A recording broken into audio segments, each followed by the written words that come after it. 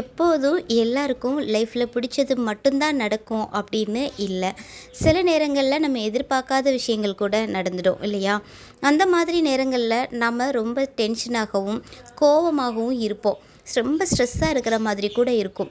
அந்த மாதிரி நேரங்களில் நம்ம ஃபோனோ டிவியோ அல்லது மற்றவங்க கிட்ட பேசாமல் நமக்கு தெரிஞ்ச ஏதாவது ஒரு வேலையை அமைதியாக பொறுமையாக உட்காந்து பார்க்கும்போது அந்த ஒரு ஸ்ட்ரெஸ்ஸில் இருந்து ரிலீஃப் ஆகலாம். நான் எப்போல்லாம் இந்த மாதிரி ரொம்ப ஸ்ட்ரெஸ் ஆகுறனோ அப்போல்லாம் இந்த மாதிரி ஒரு ஒர்க்கு தான் உட்காந்து செஞ்சிட்ருப்பேன். அப்போது அது பற்றின சிந்தனைகள் நிறைய நமக்குள்ளே வரும். அப்படி வரும்போது நம்ம மனசை விட்டு அதெல்லாம் வெளியில் போகுது அப்படின்னு அர்த்தம். அந்த மாதிரி போனதுக்கு அப்புறமா நமக்கு ஒரு தெளிவான ஒரு தீர்வும் கிடைக்கும். அதுக்காகவாவது இந்த மாதிரி சின்ன சின்ன வேலைகள் நாம் தெரிஞ்சு வச்சுருக்க வேண்டியது அவசியம்.